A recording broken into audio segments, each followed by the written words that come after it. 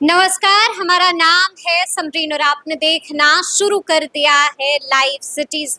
देखिए, शिक्षकों के ट्रांसफर पोस्टिंग के लिए जिस कमेटी का गठन हुआ था, उस कमेटी की आज बैठक हुई थी और बैठक के अंदर से कई तरह की खबरें निकल के आ रही हैं। देखिए, बहुत कुछ हुआ है और आपको हम इस वीडियो में ये भी बताएंगे कि आखिर कमेटी कब तक अपनी रिपोर्ट फाइनल कर लेगी और कमेटी अपनी रिपोर्ट कब तक शिक्षा विभाग को सौंप सकती है, इस पर भी आज हम चर्चा करेंगे। तो आज इस मुद्दे पर सीधी बातचीत के लिए हमारे साथ सीनियर जर्नलिस्ट लक्ष्मीकांत सजल जी हैं। सबसे पहले नमस्कार नमस्कार नमस्कार। सबसे पहले तो हम आपसे ये जानना चाहेंगे सजल जी कि आज शनिवार का दिन है, लेकिन इसके बावजूद आज कमेटी की बैठक हुई है, क्या वजह है इसके पीछे? देखिए, कमेटी आज शनिवार का दिन है, अवकाश का दिन है। शिक्षा विभाग पाठक जी के समय खुला रहता था, अब बंद रहता है। अब जो जरूरी काम होते हैं वही लोग आते हैं, लेकिन शनिवार के दिन आज कमेटी की बैठक रखी गई और कमेटी के सामने कमेटी जल्दी ही अपनी रिपोर्ट भी सौंपेगी और आप मान के चलिए कि कमेटी हफ्ते भर में अपनी रिपोर्ट सौंपेगी। माने कमेटी एक हफ्ते का समय और ले रही है। कमेटी के सामने सबसे बड़ा जो जो माथापच्ची है, कमेटी के माथापच्ची को लेके सबसे माने कमेटी के सामने सबसे बड़ी उलझन ये है कि कमेटी सभी कोटि के शिक्षकों के स्थानांतरण और पदस्थापन की एक समेकित नीति तैयार कर रही है। समेकित नीति के तहत वो जब ये जो समेकित नीति लागू होगी तो ये लागू होगी सक्षमता परीक्षा पास जो शिक्षक हैं उनकी पोस्टिंग से। ऐसे शिक्षकों की संख्या 1,87,818 है। यानी इन 1,87,818 शिक्षकों की पोस्टिंग विशिष्ट शिक्षक के रूप में होनी है। और ये जो शिक्षक हैं, तो जब इनकी पोस्टिंग होगी तो 1,87,818 पद भरेंगे विशिष्ट शिक्षकों के। इसलिए भरेंगे कि ये जो 1,87,818 शिक्षक हैं, इनके स्कूल बदलेंगे, तो ये दूसरे स्कूल में जाएंगे और उन स्कूलों के 1,87,818 पद विशिष्ट शिक्षक के रूप में भरे जाएंगे। तो जब ये पद भरेंगे तो अब कमेटी के सामने सबसे बड़ी उलझन है कि जब ये पद भरेंगे तो हमारे पास कितने पद ऐच्छिक स्थानांतरण के लिए बचेंगे। तो एक बड़ी बाधा कमेटी के सामने, बाधा नहीं कही, अड़चन कहिए, और कमेटी के सामने एक उलझन है कि इससे कैसे निपटे। लेकिन एक बात साफ साफ है कि पहले सक्षमता परीक्षा पास शिक्षकों की ही पोस्टिंग होगी। अच्छा, पहले सक्षमता पास शिक्षकों की ही पोस्टिंग होगी और फिर उसके बाद अगले फेज में बाकी शिक्षकों की स्थानांतरण फेज वाइज होंगे। तो ऐसी तैयारी है। तो कमेटी के सामने जो अभी सबसे बड़ी उलझन है वो यही उलझन है कि ये जो समस्या है इससे कैसे निपटे। कि वो माने पद की उपलब्धता, कमेटी के सामने एक बड़ा है कि पद की उपलब्धता और प्राथमिकता के आधार पर ही शिक्षकों का स्थानांतरण होना है। जो बाकी शिक्षक होंगे तो उनका स्थानांतरण होना है। तो पद कितने उपलब्ध हैं और हम प्राथमिकता किनको दे रहे हैं। जैसे दिव्यांग को प्राथमिकता मिल रही है, महिलाओं को प्राथमिकता मिल रही है, पति पत्नी को प्राथमिकता मिल रही है। तो अब ये प्राथमिकता और पद की उपलब्धता, ये दोनों के बीच का रास्ता कमेटी निकालने की कोशिश में है और इसलिए कमेटी कई दिनों तक लगातार माथापच्ची करती रही है। कमेटी में शामिल अधिकारी माथापच्ची करते रहे हैं और आपको बता दूं कि 11 के बाद आज कमेटी की दूसरी बैठक थी। बिल्कुल। तो अब हम आपसे ये भी जानना चाहेंगे, आपने अभी जिक्र कर दिया कि 11 तारीख के बाद आज कमेटी की दूसरी बैठक हो रही है, तो हम आपसे ये भी जानना चाहेंगे कि आज की बैठक में क्या कुछ हुआ है और क्या कुछ खबरें निकल के आ रही हैं। देखिए, कमेटी का ड्राफ्ट तैयार है।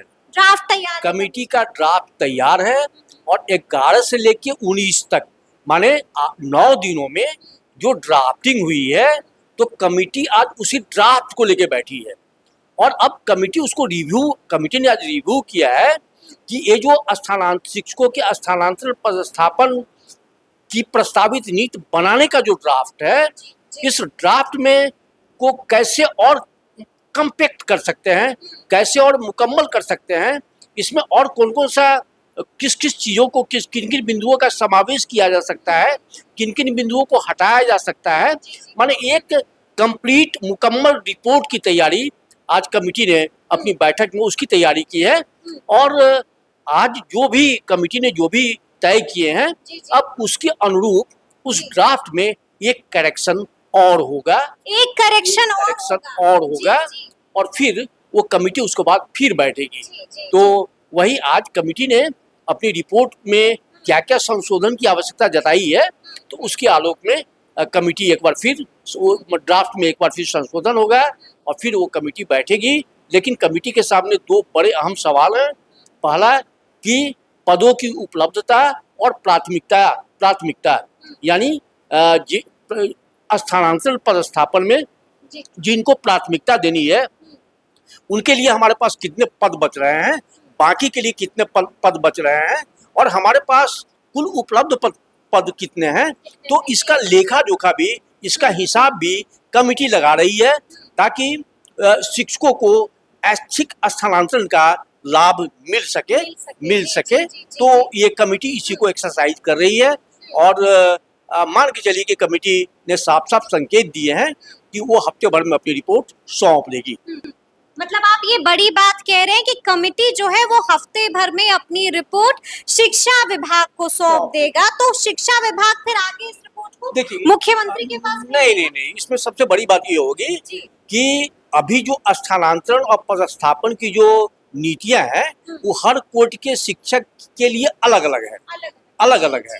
लेकिन अब चूंकि कमेटी एक हर कोर्ट के शिक्षकों के लिए एक समेकित नीति तैयार कर रही है, तो जब इस प्रस्तावित नीति पर शिक्षा विभाग की मुहर लग जाएगी, माने शिक्षा विभाग उसको एक्सेप्ट कर लेगा, मान लेगा, तब उसको उस पर मुख्यमंत्री की सहमति ली जाएगी, फिर मुख्यमंत्री की भी सहमति ली जाएगी।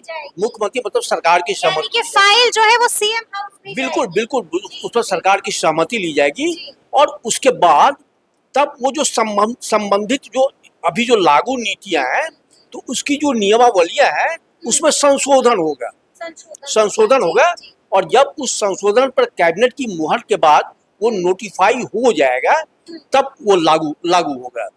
तो तब वो नियमावलियां लागू होंगी और सबसे पहले जो लागू होगी वो ये विशिष्ट शिक्षकों की पोस्टिंग से लागू होगी, यानी सक्षमता परीक्षा जो पास शिक्षक है उनकी पोस्टिंग से ये नियमावली लागू होगी। यानी कि सबसे पहला काम बिल्कुल पहला काम यही होने जा रहा है, ये सबको पता है, आपको पता है। यानी कि सबसे पहले पोस्टिंग होगी सक्षमता पास शिक्षकों की नई नियमावली के तहत माने नई नीति के तहत तो ये इनकी पोस्टिंग होगी और फिर उसके बाद फिर वो अगला फेज वो शुरू होगा।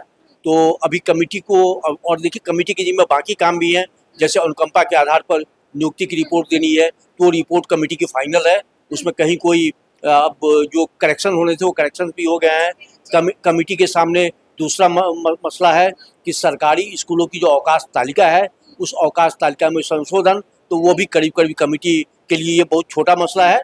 और कमेटी के सामने एक और मसला है कि बिहार शिक्षा सेवा का प्रशासनिक उपसंवर्ग जो है उसके पुनर्गठन को, तो उस पर भी कमेटी ने अपना माइंड मेकअप कर चुका है कि इस मामले में क्या करना है। तो बाकी 3 मुद्दों को छोड़ दीजिए तो कमेटी के सामने अहम मसला जो है यही है ट्रांसफर शिक्षकों का स्थानांतरण पदस्थापन। तो ये है सजल जी, हम आपसे ये भी जानना चाहेंगे कि ये सवाल जो है वो सबके ज़हन में, सब यही जानना चाहते हैं कि आखिर किन शिक्षकों को मनचाहा जिला मिलेगा और किन शिक्षकों को मनचाहा जिला नहीं मिलेगा, यानी कि उनका जो सपना है वो सपना ही रह जाएगा। देखिए ये पूरा जो डिपेंड करेगा ये रिक्त पदों की उपलब्धता के आधार पर ये पूरा डिपेंड करेगा और फिर उसमें जब आवेदन लिए जाएंगे तो वो स्थानांतरण दो तरह के होंगे, पर ये क्लियर हो लीजिए कि एक तो अंतर जिला तबादला होने हैं। ठीक है। तो अंतर जिला तबादले होंगे वो शिक्षा विभाग के राज्य मुख्यालय के स्तर से, वो होंगे अंतर जिला तबादले। बाकी जो जिला के स्तर पर ही तबादले होने हैं, जिले में ही एक जगह से दूसरे जिला, तो उसकी भी पॉलिसी तय होनी है कि क्या वो स्कूल आवंटन या ब्लॉक आवंटन यहाँ से किया जाए या जिला के स्तर पर किया जाए। तो ये इसको लेके भी इनको पॉलिसी बनानी है, तय करनी है। तो ये दो तरह के होंगे, एक तो अंतर जिला तबादला होगा शिक्षकों का, जिसमें वो एक जिले से दूसरे जिले में जाएंगे, वो राज्य मुख्यालय के स्तर पर होगा, उसके लिए बाकायदा कमेटी होगी, वो कमेटी तय करेगी, और वैसे केसेज में वो जिला आवंटन भी यहीं से होगा। और बाकी जिला स्तर का मामला है, तो इसमें पदों की उपलब्धता जो होगी तो उस पर पूरा आकलन होगा, उसी के आधार पर होगा कि कितने शिक्षक ट्रांसफर, कितने शिक्षक लेना चाह रहे हैं और कितने शिक्षक के लिए ऐच्छिक पद उपलब्ध हो रहे हैं। तो पूरा मसला ये है, लेकिन इस पूरे में दिव्यांग शिक्षकों को प्राथमिकता मिलेगी, और साध्य रोगों से पीड़ित शिक्षकों को प्राथमिकता मिलेगी, पति पत्नी को प्राथमिकता मिलेगी, और महिलाओं को प्राथमिकता मिलेगी। ये इतना तय है, और जब ये भर जाएंगे तब बाकी शिक्षक अपने ऐच्छिक तबादले की रेस में आएंगे। तो मेरा सीधा सवाल सज्जन जी ये है कि 40 से कम उम्र के जो शिक्षक हैं, क्या उनको मनचाहा जिला नहीं मिलेगा? देखिए, वो ये भी डिपेंड करेगा। अभी तक तो वही है हाँ। कि इनकी जो पोस्टिंग होगी वो होगी सुदूरवर्ती इलाकों में, अगर रिमोट एरियाज में, रिपोर्ट एरिया में, बशर्ते कि पद उपलब्ध न हो तब। लेकिन अगर पद की उपलब्धता हो गई तो इसमें से भी संभव है कि कुछ शिक्षक सुदूरवर्ती इलाके में जाने से बच जाएं और उन्हें इच्छित पद, इच्छित स्थान, इच्छित विद्यालय मिल सके। तो ये पूरा मामला डिपेंड करेगा पदों की उपलब्धता के आधार पर। और तो एक चीज है कि अभी जो ये नीति बन रही है, इस नीति के मूल में एक ही बिंदु है कि पदों की उपलब्धता नंबर 1 है।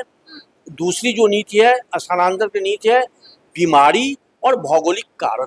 तो ये उसके फार्मूले हैं। इसी फार्मूले के तहत, ये जो फार्मूले हैं, इसी फार्मूले के तहत पूरी नीति का ड्राफ्टिंग किया जा रहा है।